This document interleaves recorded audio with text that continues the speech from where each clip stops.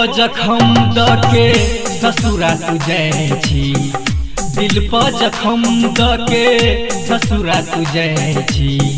प्यार के कसम तोड़ कर छोड़ी तू जाइ छी, जो जाइ छी त तू चल जो। तू आशिक नहीं भूली है हो, दिल पर जखम दके ससुरा तू जाइ छी, दिल पर जखम दके ससुरा तू जाइ छी। दिल टूटा तो एक आवाज आई, चीर के देखा तो कुछ चीज निकल आई।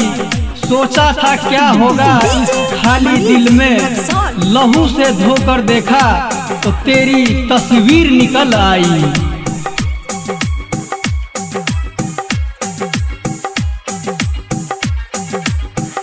घुर क तकै छी ओकरा छत पर, याद आबै छै ओकर परछाई। नाजुक दिल हम कैसे संभालब, रब तू ही एक रास्ता दिखावा।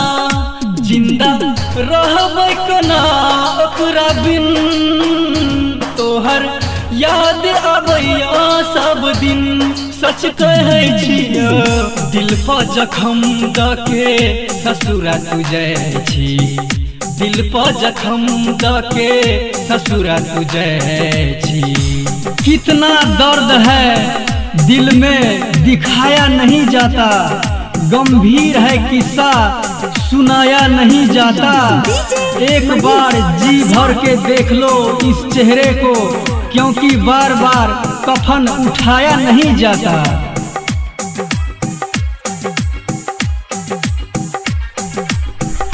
खून के आंसू अक्सा बहैया, सबसे छुप कर हम कानै छी।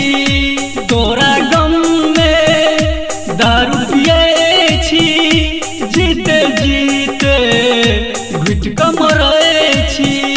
ये जिस्म सजान लागेलो लकी जान करत अही नाम हो।